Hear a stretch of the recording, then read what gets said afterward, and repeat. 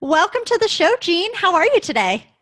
Good. Thanks for having me. Yeah, absolutely. All right, so tell our listeners what you are loving right now. Oh God.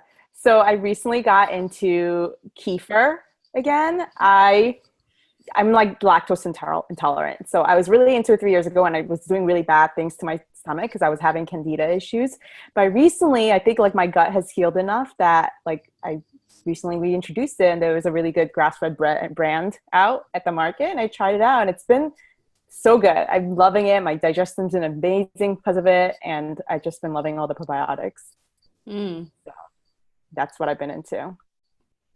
We've never had that one. That's a first. I'm excited. Really? Yeah. It's so good. Like I top it with like fruits and like it's good. And like nuts. Uh, Yeah. It's like Yeah, yogurt. that sounds really good. I love a good fermented yogurt though. There's just like so many health benefits to it. It's good for digestion, good for so much stuff. So I'm glad that you're digging that right now. I just got my Hmm. serving of fermented foods in with dinner, so feeling like I got some bonus points there. Gotta fit in any way you can. Exactly. Yep. That's awesome. All right. Well, we are so excited to have you on today to talk about your new cookbook. Yeah. Yeah. So, Jean, tell us a little bit about the cookbook and why you decided to write it and what's in it.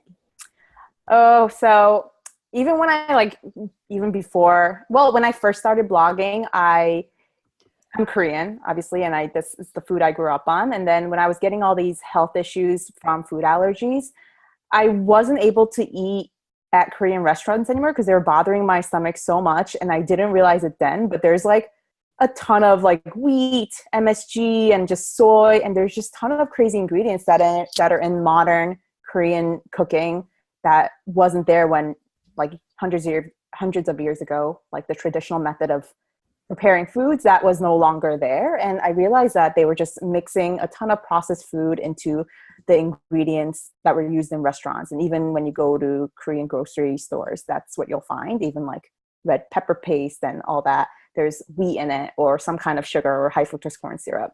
So I was not okay with that. And I really wanted to find a way to enjoy like the food that I used to eat all the time growing up. And I really missed that. So I wanted to write a cookbook and I started cooking like grain-free versions of my childhood favorite dishes at home. And I realized I wanted to write a cookbook but I didn't really know how to do that or go about it. And so it's been a really long time that I had this dream book in my head. I just, even when I was like very early blogger where like my mom was the only person reading my blog, I was like, this is the thing I want to do.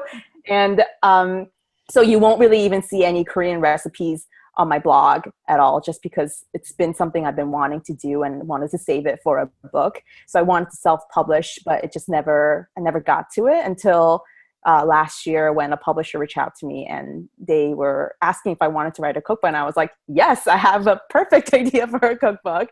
And so that's how it kind of came to be. And it has like all my favorite recipes, all the like popular traditional as well as some that people might not have heard of or might not be comfortable with.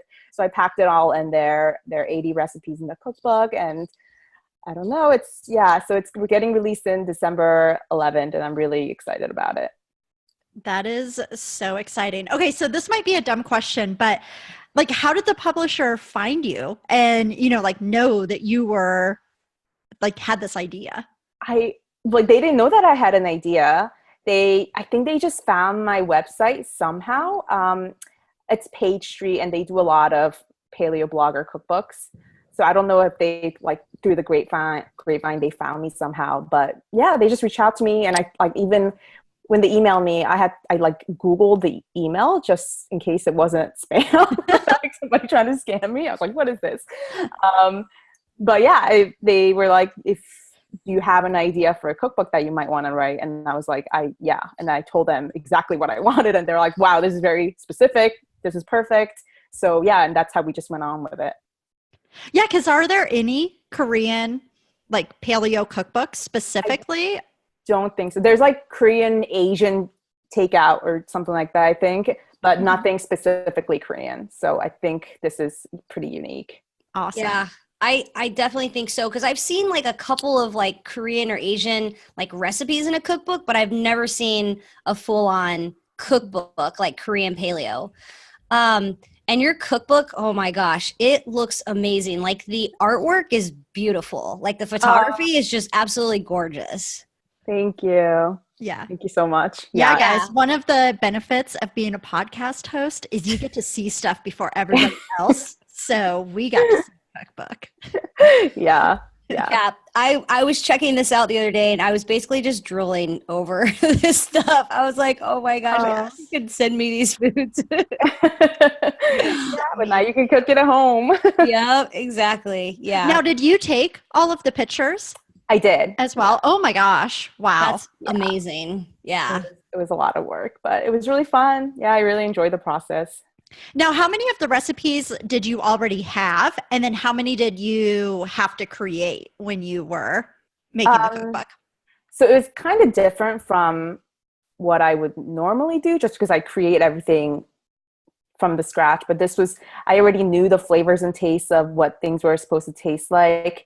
Um, so I don't know, I can't, like maybe like 30%, a third of it, I already had in my mind and knew the recipes. I cooked it over and over again. And the rest I knew from eating at restaurants. So I had to recreate it at home and try to figure out that flavor again. So yeah, I had to, yeah, probably about like 33%, a third of it. Nice. Now, was there anything that really just stumped you that you had to try over and over again to get the So there were profile right? two, which was the gochujang, which is the red pepper paste that's like used in all the recipes almost. It's used in many of Korean, any kind of like side dishes, main dishes. And that is made with rice flour, and it's basically grain based. So that was really hard to figure out how to make it grain free and paleo. But it took me about like 20 tries, I think. And my husband can tell you, I would just be like screaming in the kitchen because after like a failed batch, I'm like, no. But yeah, but somehow I made it. It's grain free, gluten free. Like it just tasted so much like the traditional Korean pepper paste. So I was just really excited about that. And the other one was paleo tofu, which was even more difficult because it's not cheap, the ingredients that I used. So I had to keep buying stuff to keep trying. And that was a lot of work, but yeah, it worked out. So yeah, I'm really excited about it. That's awesome. Now, what about like, what are just some of like your love child recipes that came out of this? Like just some of your passion favorites? So there is I can't remember the name of it. It's like pork ribs. It's like braised pork ribs with kimchi, and it's the simplest recipe. I think there are maybe 4 or 5 ingredients in it, but it's what my mom used to make us growing up when she was lazy. But it would be our favorite thing, and it's just so good. You just dump like kimchi and pork ribs together with a few other ingredients, and you just cook it. And I have some Instant Pot and slow cooker recipes in there too, and that's one of the Instant Pot recipes. So it gets even easier using the Instant Pot. And it's just like that fatty pork with that spicy kimchi. It's so good. I love that recipe, and it's one of my favorites still. That sounds delicious. And just knowing that that was like a homegrown staple from like your mom just makes it even more awesome. Yeah, there are a few that's like my mom's. It's not even traditionally Korean, but I had to include it because I just grew up on it. And it's like my mom's specialty, like her dipping sauce. So I did include all those as well. Those are the best. Yeah, That is definitely the best. for sure. Yeah, I think I just found the kimchi braised pork ribs on because I'm scrolling through this just to see if there's like anything I can actually, and I found it. I was like, oh my gosh, this looks delicious. Yeah, that's definitely one of my top favorites. Cool. Okay. Well, yeah, I've got to make some recipes out of this. So I'm also getting ideas on which ones I have to try first. Nice. Yeah, definitely try that one. This is so cool. Yeah, they all look delicious. Yeah, absolutely delicious. What about like anything else about the cookbook? Like any fun facts or like any struggles or like, I don't know, just any hurdles that you had to cross with creating this cookbook? I mean, I've obviously never written a cookbook, so it's a pretty cool experience. Yeah, I would just say like most of the sauces, it was the creating actual recipes wasn't difficult. It was the base ingredients that were not that where you can't really find in American grocery stores or anywhere. You have to kind of create it on your own, because even if they do have it at Asian markets, it's not paleo. There's a lot of processed ingredients in it. So those were the most difficult, even before starting to cook like the major dishes. That's what I had to perfect before moving on to other dishes. So that was really hard. But yeah, I would just say if you're cooking from it, start those all those basic sauces and things like that are at the end of the book, but start there first, because you're gonna want to make a big batch of those sauces because they go in so many of the recipes in the book. Mm. Good tip. Now, do you have any cooking training or like culinary experience? Did you work in a restaurant or just self-taught? I shouldn't say just self-taught, but are you self-taught? Pretty much. I didn't even cook growing up. Like my mom, she cooked, but she never enforced it on me or tried to get me to cook. And in college, I was eating like microwavable stuff and low fat, all that fun junk. that was cooking. Yeah. To my definition, if I microwaved it, that was cooking. Exactly, like cut ramen and all that stuff. You had to boil water. Yeah, exactly. That's cooking. But yeah, I didn't really cook until I was getting all these digestive issues, probably about 8 years ago. And that's when I was going to the doctor over and over again to figure out what was wrong with me. And they couldn't really tell me, except for the fact that I had IBS. I had to take some kind of pill for it. And I really didn't want to go that route. And I kind of just did some self-research on my own and realized that there are things like food sensitivities and food allergies, and those might affect your digestion. So I went on like a hardcore elimination diet. And that's when I found out that I was feeling so much better. That's when I had to start cooking on my own.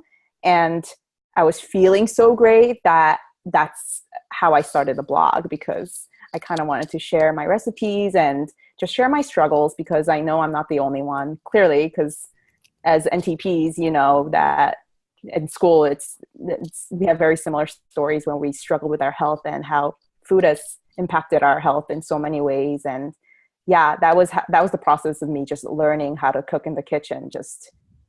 I always loved food and eating food.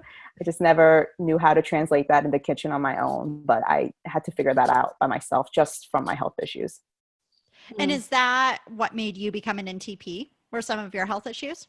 Yes, pretty much. It wasn't just digestion. There were other parts of my health that I really didn't know what was wrong with me. And that's when I decided to go back to school to find out more. And I really did want to help others feel better, because when you're at your worst health, you're just so miserable. And I really wanted to, I started blogging before I became an NTP, and through the blog, I realized that in order for me to help more people, I wanted to educate myself more. And that's when I found the NTP program. And it was like one of the best decisions ever. I had such a good time at that school. Mm-hmm. I feel like everybody says that about the NTP program, that it was the best decision. And even if they aren't using it, just the friendships that you create, and exactly, just like all the feels for the NTP program. I know. Yeah. Some of my closest friends are NTPs, and it's awesome. Mm-hmm. We're on the same level. When you go out to eat, you don't have to be like, explain yourself about why you can't eat a certain thing, because we know, Yeah. Yeah. Yeah. The friendships and the knowledge that we gain out of that program are just undescribable. I know. And amazing. The ongoing support afterwards, it's awesome. Yeah. It's pretty incredible. Definitely. Now, I know like one thing that we kind of mentioned a little bit earlier. So like finding flexibility within our diet. So kind of just talking about like your past health issues and your journey and what you've been through, and obviously creating a cookbook that you're eliminating and avoiding a lot of these problematic inflammatory foods. It's just been a journey for you to get there, to figure out this is what I have to avoid. And then creating these beautiful, wonderful, I'm sure delicious recipes without all of these foods that are causing a lot of issues for people. So it was kind of mentioned, like basically just how you were finding what works for like the bio-individuality of yourself. But also you just get a lot of questions from people regarding this, like how to find what works for you.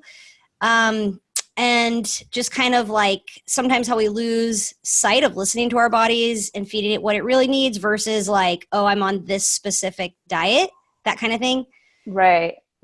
No, I struggle with this a lot because it's not easy to tell people to listen to your body because people don't know how to do that. That's why I love the paleo diet, because it's basically an elimination diet, and you eliminate all the inflammatory foods. I mean, there are other diets like AIP, which is more hardcore, but basically for standard American diet, people who are struggling with their health in general, I think paleo diet is amazing because you get to get those foods out of your system and then you start feeling great. But I don't think paleo is the end all be all. That's how you should be eating for the rest of your life. And I think people get so stuck on that. Even just any kind of other diets like veganism, keto, whatever, those are great, I think, temporarily. And some people have to give up certain foods for the rest of their lives. Fine. That's like that they have health issues. But I think some people get so stuck on this. I need to be on this diet. I can't eat this many more than this grams of carbohydrates a day. And it just gets so crazy. And I used to be like that way too. I used to be keto and then it wasn't right for me. And I had to figure out another way to eat that was right for me. And it was just a struggle that I went through. But realizing how much of like stress and emotional, like that stuff that put me through, I think it's just better to just let go of that rigidity and just like try to find what works for you personally. And sometimes when I'm eating something like rice on whatever on my plate, and people will message me like, but that's not paleo. And I'm like, I know, it's fine. It's just like, don't put me in the box. Like I understand why paleo is great. And that's why my blog is paleo, because I know it helps a lot of people, but that doesn't mean that you can't branch out of it when you find that certain foods work for your body. And I think this like mentality comes from that low fat time when everyone was low fat and you can't go over a certain amount of fat, and it just became crazy. And I still struggle with it. I think we've all been brainwashed to have these struggles with what we eat constantly, even though I've healed so much from it and all that like BS way of like how society puts women, the way they should look and all that stuff goes with it. But I struggle with the way to say it because it's not easy to find flexibility within the diet if you are not sure what works for you yet, which is why I always say like start with the basics, eliminate all the stuff, and then introduce things back into your diet, because you may be just avoiding things that you might be thriving. Like me, like eating kefir is just I've been feeling so amazing on it, and I never thought that I could introduce dairy back into my diet before this. But I just think it's just like all about just giving yourself permission to enjoy things in your life, and it's okay if you eat sugar sometimes and all that. But they're just such a crazy dogmatic way of viewing diets these days, and I struggle with that and how to communicate that to my audience as well. So true. And for a lot of people too, where they're just starting out, like especially with this cookbook, like gluten and grain free. I mean, even just making that small change for a lot of people, if that's like the only thing you do, people are going to see improvement and they're going to feel so much better from that.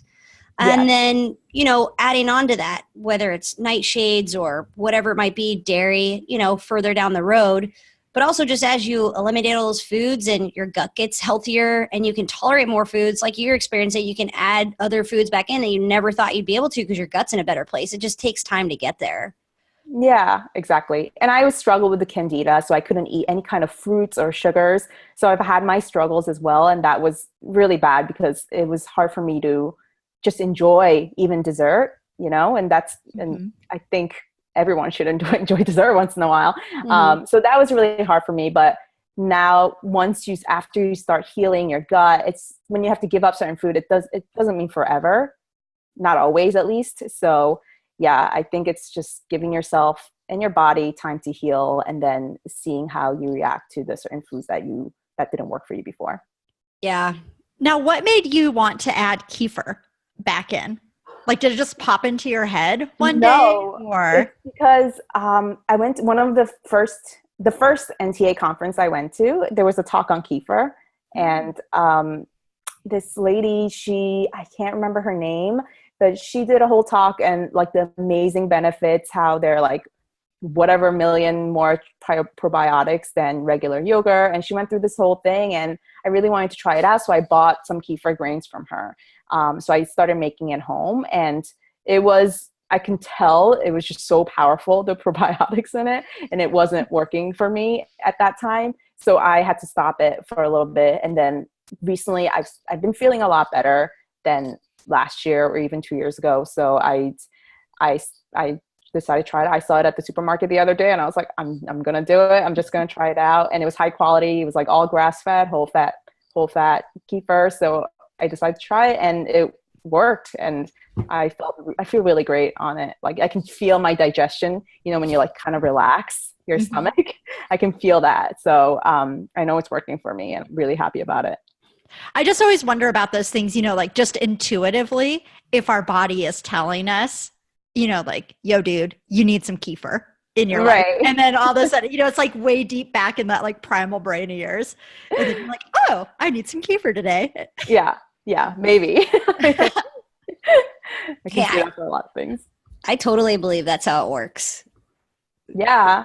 Definitely. Like, I know like a few NTPs who used to be vegan, and like the first time they reintroduced meat back into your diet, it was like they can feel their body like pulling at it, like, oh my God, you needed this so much, because they were so nutrient deficient before that. So yeah. I totally believe that. Yeah. I've heard a lot of the same things from vegans, where it's like they were like, I was feeling so crappy, and I started eating meat, and I just felt so much better within a couple of days and a week. And I'm like, yeah, hello, amino acids that you were missing. Yeah, exactly. That's funny. Now I have a question. I know that the cookbook is like gluten and grain free. Are there any like substitutes or modifications? I mean, I've gone through a little bit of your book, but just curious if there's any of that in there for people. For grains and gluten? Yeah, just anything. So for grains, I used cauliflower rice, but Korean rice is usually sticky rice. So I have a sticky cauliflower rice recipe in there. Cool. And then for other things, I mean, there are desserts and pastry kind of things that I had to work with. So there's a lot of cassava flour and like tapioca starch. So I had to play with around.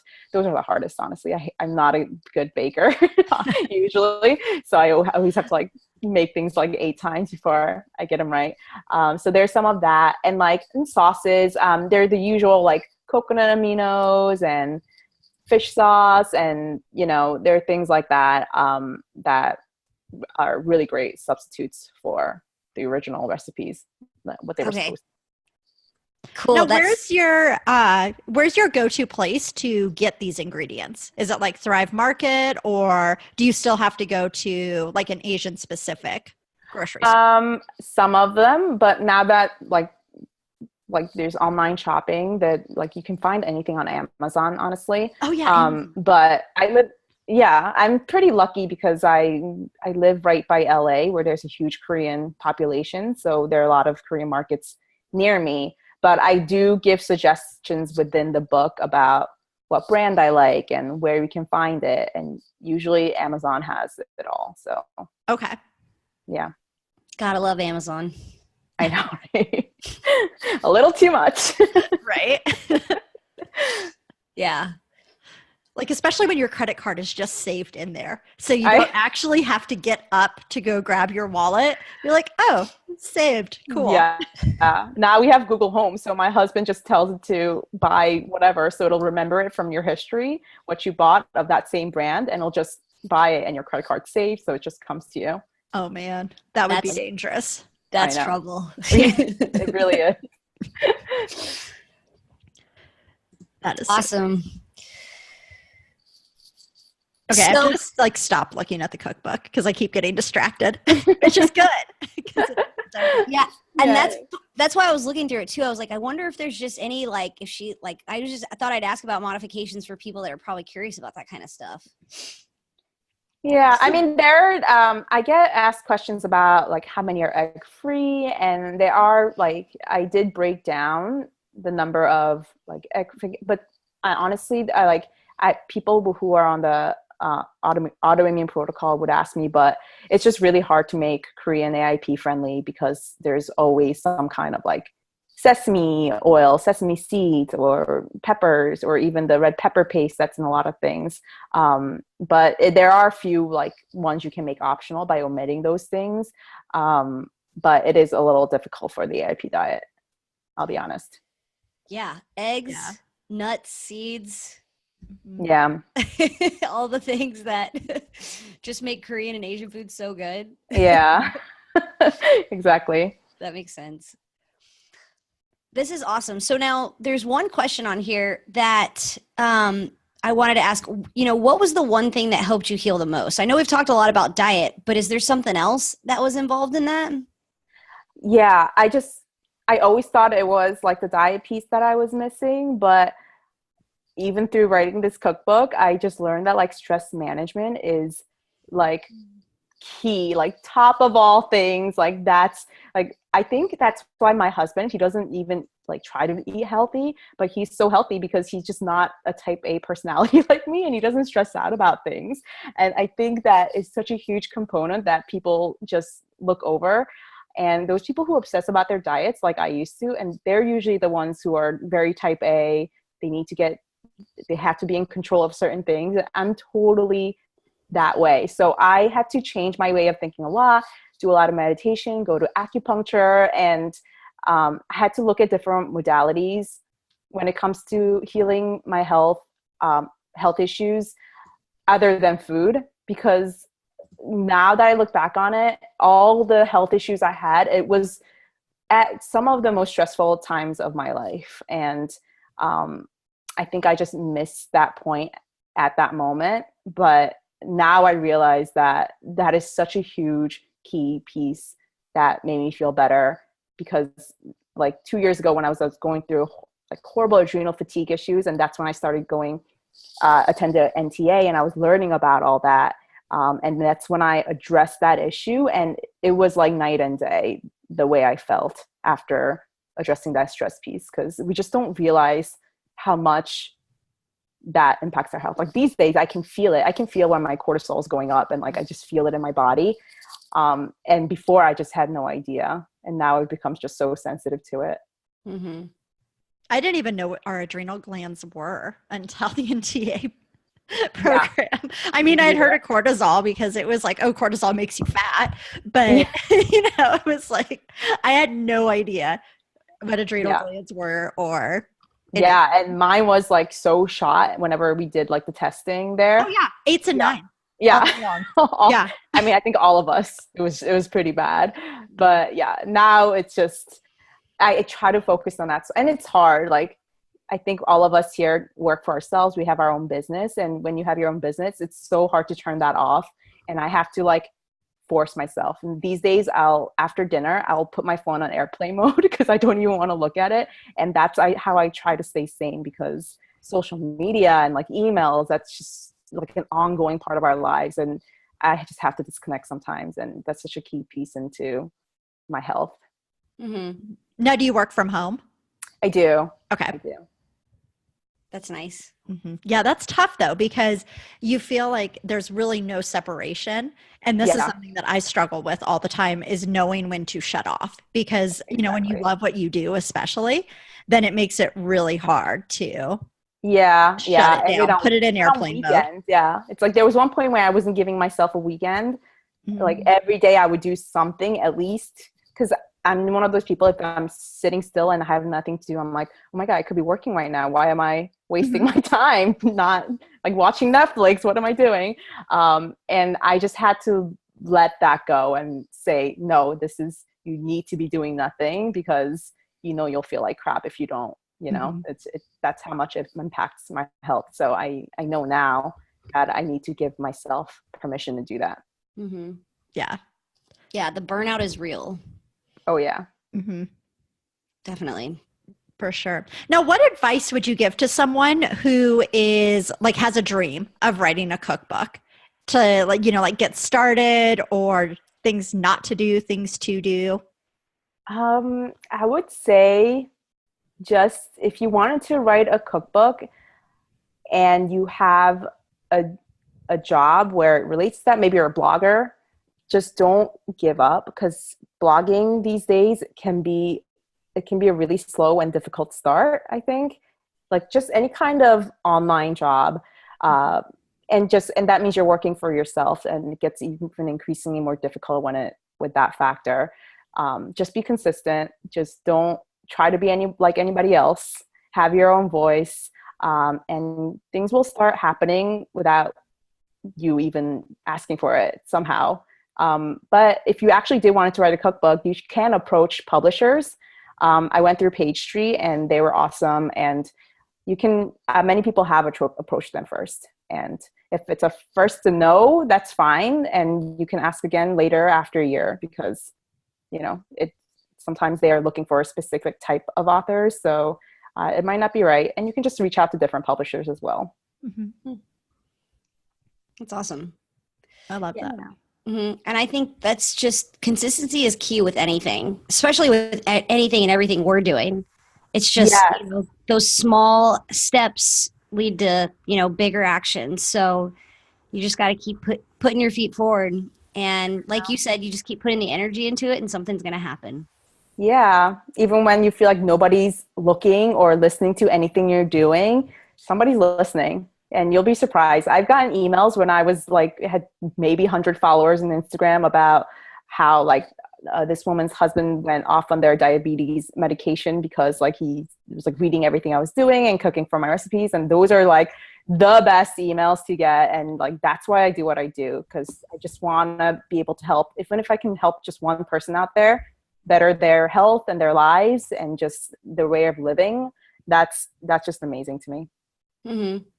Yeah, those moments you're just like, thank you, universe. Yeah. Because you've probably heard 25 no's and crickets and exactly. everything leading up to it. Yeah. Exactly. Now, how'd you come up with the name of your blog? I love it, by the way. What Great Grandma ate? Yeah. I was, at first it was, I think my first blog name was Primal Health with Jean. And I was like, this is kind of boring, and I really wanted to change it. And I was really reading Michael Pollan stuff back then. And one of his quote is, don't eat anything your great grandmother wouldn't eat, which all goes back to traditional cooking, unprocessed food. And I was like, so what about what great grandma ate? I said it to my husband. I was like, that's pretty catchy. He was like, I think I like it. And that's how it happened. I was like, I'm going to change it. GoDaddy.com. It's available. Exactly. Yeah. And it's a mouthful, and some people have a hard time saying it, but I don't know. I think it's fun. Yeah, I do too. Yeah. Thank you. Especially in the ETA program, that's exactly what we talk about. It's if your great grandma didn't eat it, you probably shouldn't eat it too. Exactly. Yep. And all the foods that they were eating that, of course, nobody's eating now, like organ meats and butter, for heaven's sakes, we should be eating that stuff. Because it's good. Yeah, exactly. Exactly. I had a butter sandwich for breakfast this morning because I was running late and didn't really have time, and we had no groceries in our house. And so I had those birch benders. Oh gosh, what are they called? The pancake. No, they have waffles now. Toaster oven. So I had 2 of those with so much butter. It was essentially like a little butter waffle sandwich. Oh my God. It's so good. I've been making homemade ghee recently, and that's I've been putting it on everything, and it smells amazing. Yeah. Is that a process? I mean, is it? I've never tried it. It's really easy. I just put it on the stovetop, and then turn on the heat to medium, and you'll see the butter solid separating from the clarified stuff. And then you let it simmer for a bit, and then you strain it through a cheesecloth after you cool it for a bit, and then you got your ghee. and it's shelf stable, so you can leave it out. I mean, it'll last longer in the fridge, but I just put it in my cabinet. Yeah, who would ever let a thing of ghee go bad? A jar of ghee. Yeah, I mean, it doesn't last that long anyway. So. Exactly. Exactly. Yeah. So good. It smells so good when you like when you skillet it and you like heat it up and you kind of burn it a little bit. It's browned. Oh my gosh. Yeah, and I've done like when I simmered it for too long, and then it becomes browned. Yeah, and then you're like, oops. Oh well. I guess I'll have to eat it. Okay, can't I go to waste? Throw a little bit more on there to even it out, you know. Exactly. Definitely have done that. Me too. Now, do you put anything else in there, like sea salt, or you just leave it plain? No, I just leave it, just because I don't know if I'm going to use it in like a dessert recipe or that's a good just point. regular cooking. So yeah, it's just so good on its own. Mm-hmm. Oh yeah. Do you have any like, I guess, tips or tricks in the kitchen? Like, this is kind of stupid, but like sea salt left in a bowl by the stove so you can just like pinch it and drizzle it on everything? Or do you like make your own like spice blend that you love that you just like cook with as a staple? I don't know, just anything like that since you're cooking a lot, I'm just wondering if you have anything fancy like that. What I do, this one I shared on Instagram stories like before, and people really loved it.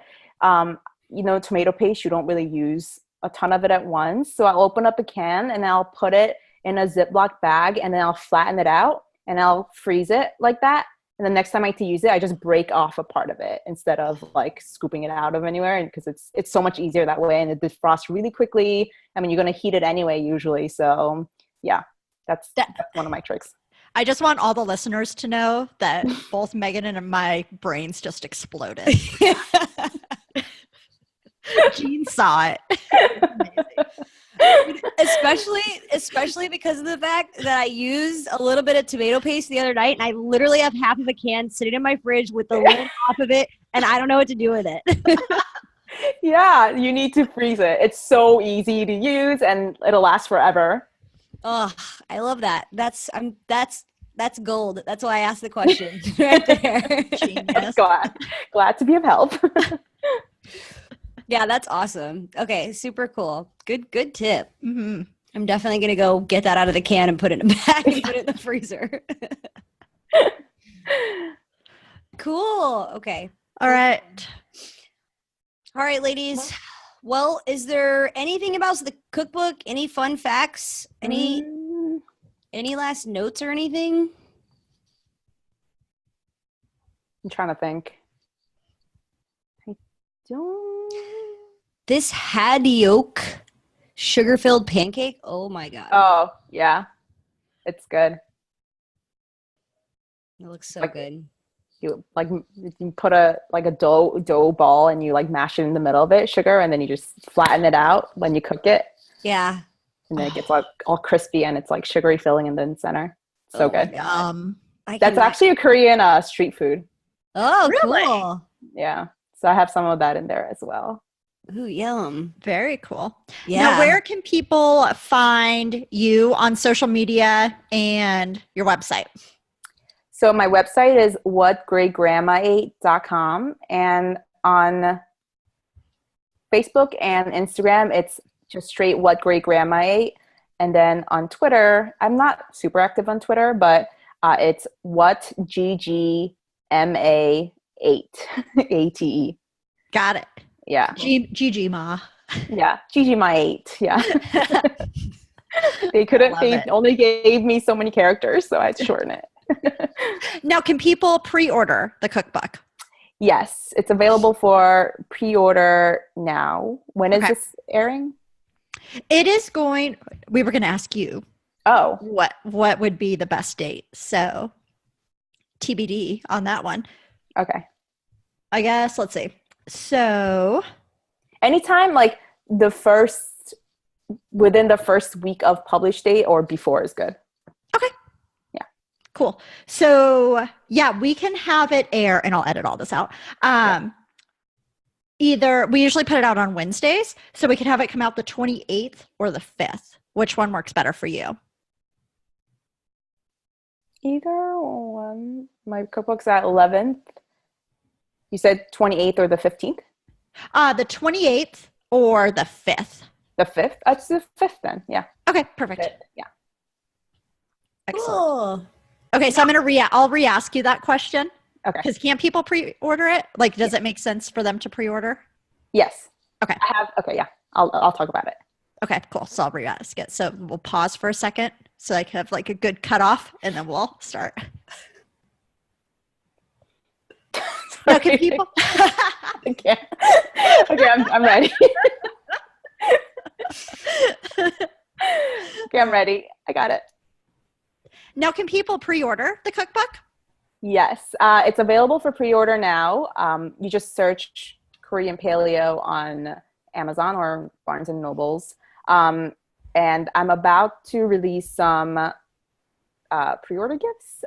So save your order confirmation if you order it online, because that'll be available. Okay. Very cool, guys. So definitely go order it when you're cooking. Be sure to tag Jean, all of that good stuff. Mm-hmm. I'm gonna start some of the recipes, and I'm not gonna share them with you guys until the cookbook is out. But be jealous. Mm-hmm. Can't wait to see. Now, are you doing any other like media exposure for the release of the cookbook? I'm not sure. I think I'm gonna do a few more podcasts, but I'm not sure yet. I need to like talk with the PR company about all that stuff. Okay. So, yeah. Cool. Well, keep us posted. And you can always email us so we can just shout it out too. Mm-hmm. Yeah, we totally will. Okay, awesome. Yeah, I'll let you know. Thank you. Definitely. Of course. All right. All right. Awesome. It was so good chatting with you today, Jean. And I am so excited about your cookbook, Korean Paleo. I just can't wait for it to come out just in time for the holidays too, which is perfect. Yeah, thank you so much. Yeah, go buy it for everybody. Yeah. Yes, I love it. Thank you. All right. Thanks again.